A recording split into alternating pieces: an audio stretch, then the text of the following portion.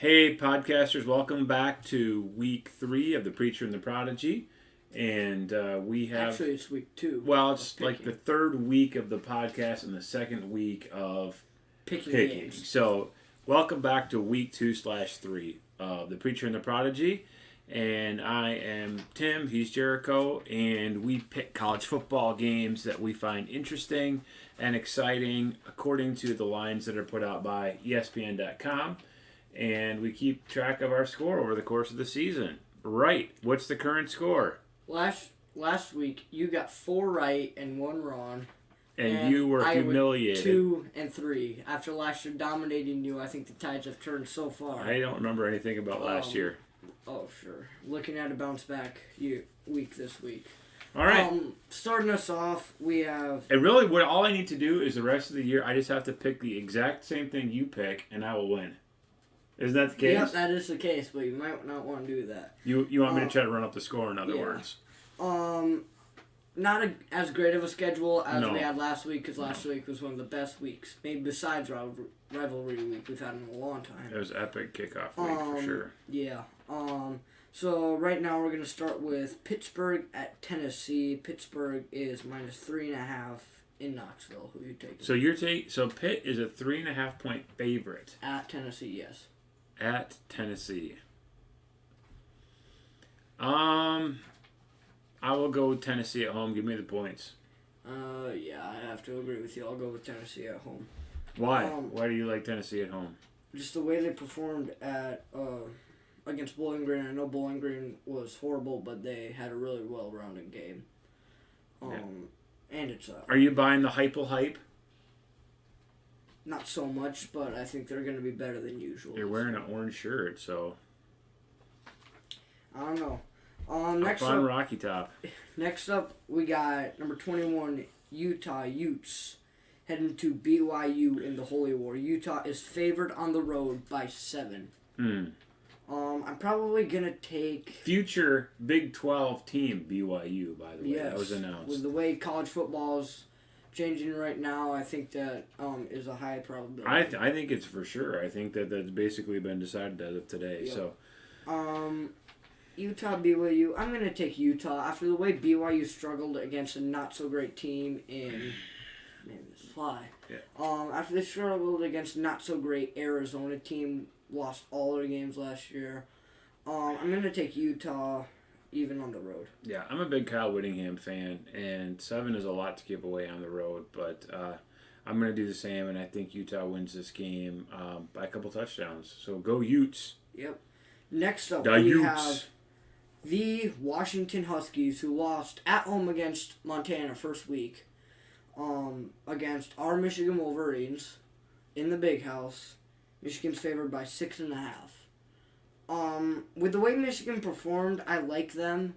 You didn't have so much high expectations on them coming into the year, but I think Michigan's going to beat them by about 10 to 17 points after the way Washington absolutely stunk. They couldn't pass the ball. That was against an FCS team. Mm-hmm. So, Michigan against Washington. I am going to take Michigan in this one as well. I like Michigan about 27-17.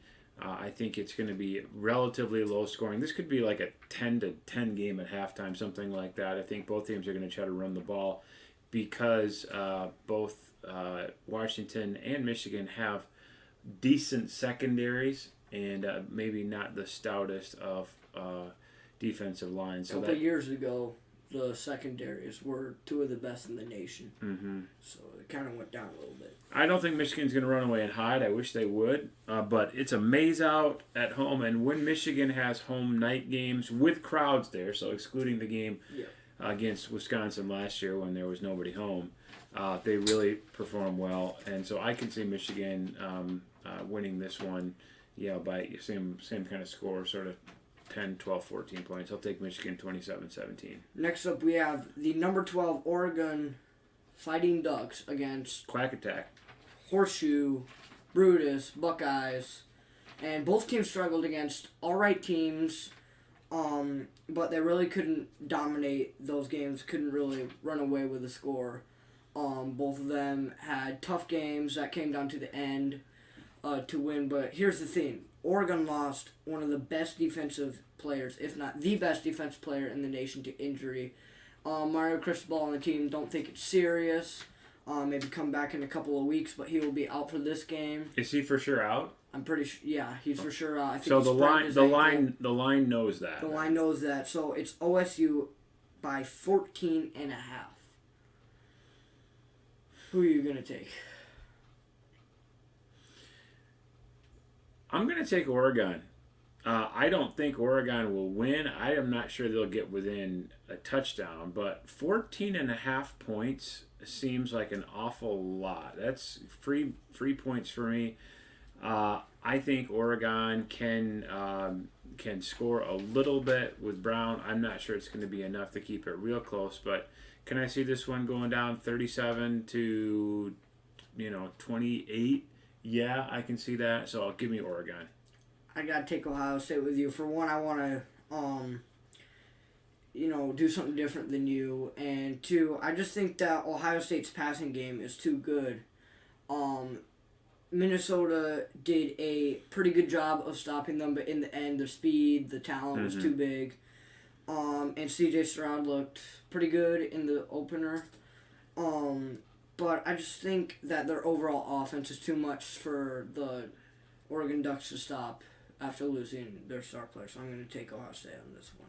Well, okay. So there's one place you could potentially make up a game on me. So and then it just allows me all the more to root for Oregon as well. Yeah. I don't want to even be thinking about it in the back of my head. I don't want to cheer for Ohio State, but I don't even want to hedge any feelings with picking them in this. So I'm going quack attack. Let's go, Mario. I'm doing Rise it up. for the podcast. Then the biggest game of the week, Cyhawk, number 10, Iowa Hawkeyes, after demolishing Indiana, emphasis on the D because they did it with their defense. Yes. And heading to Ames, the rival. They struggle a little bit with UNI, but then again, they almost always struggle with UNI. This line is a little bit generous for ISU. It's 4.5. Usually this game's come down to the wire. This one I'm going to take Iowa. I think that the way they performed last week was better than the way Iowa State performed, even though Cyclones struggle a little bit with those kind of teams. But I just got to think that the way Iowa's playing, their mentality, that I think they're going to keep the streak going, and I think they're going to keep the rivalry separated a little bit. Well, let me ask you this question before I give you my answer. If you, right now on a neutral field, Indiana was playing Iowa State, what would you predict the score to be? Indiana was playing on a neutral field against Iowa State. Probably say Iowa State wins like 31-21 kind of game. Okay, so you think that Iowa State is 10 points better than Indiana? Yeah, I do. Well, I mean, probably just because, I don't know, 31-21 seems like the right score, but in the back of my mind, I think that Iowa State's still number 9 and Indiana's not ranked. Yeah. So I think it could be a little bit bigger than that, but Iowa's defense was just all over the place. Yeah. Last week, excuse me. I'm taking Iowa. I'm all over Iowa. As you know, I have Iowa ranked number 7 in my top 10. I think they're going to have a fantastic season. This line doesn't make sense to me. It's almost like somebody knows something. It was 6.5 or 7, I think, when it opened, and then maybe as a reaction to week 1 stuff came down. I think it's going to be a close game that I think Iowa's going to win. I agree with you. I think Iowa wins this game, and there'll be some special teams play, right, in this game. Somebody will block a field goal, return it, or, there'll be an extra point that is missed or something like that. Or a big, potentially a big block in the back on a punt return for a touchdown, something that special teams will factor into this some way, shape, or form. But I'm going to take Iowa, not just with the points. I'm going to take Iowa to win the game outright. Yeah, I agree with you. So a little bit drop off from week 1, but that was kind of expected with how good week 1 slate was. What are the big games in week 3? Is there anything big games to look week ahead 3? I might have to check on that, but I think. Yeah, I'm not so sure. I think Alabama plays Florida early. Okay. That could be a big game to watch.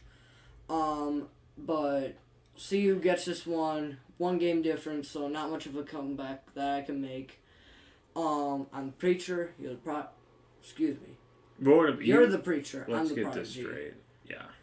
I'm the preacher. You're the prodigy. This is our podcast. This is week 2/3.